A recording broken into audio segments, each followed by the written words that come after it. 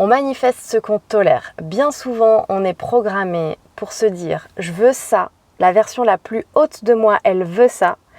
Et il y a une version de moi qui veut respecter les peurs, les autres, l'environnement, voilà, ne pas faire trop de vagues, etc. Donc en fait, ça crée un espèce d'équilibre entre les deux, parce qu'il y a un écart entre ce que vous voulez qui est très très haut, qui est très ambitieux, et l'autre version qui va jouer petit.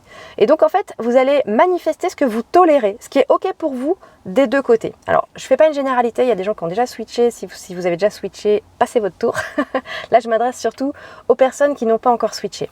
Donc l'idée, c'est justement de vous dire, ok, je ne suis plus disponible pour toutes ces peurs, toute cette partie de moi qui fait le tri et qui dit c'est safe si je manifeste juste ça, c'est plus sécure si j'écoute un peu l'environnement, qui dit quoi, est-ce que je vais être rejetée, etc.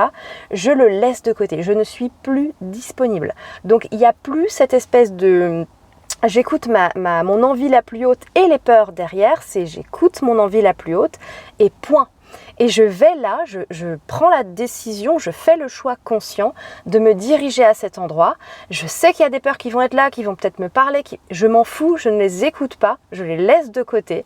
Et surtout, si j'avance et que je vois que ma manifestation ne se met pas à la hauteur de cette manifestation, de ce que je veux, de mon souhait, je continue. J'envoie le message à l'univers de non, c'est pas ce que je veux, c'est pas ce que j'ai demandé. Donc là, même s'il y a des trucs qui se mettent en travers, mes peurs, mes doutes, des assumptions de la semaine passée, du mois passé, je m'en fous en fait. Je continue, je veux aller à cet endroit et je ne suis pas disponible pour moins que ça.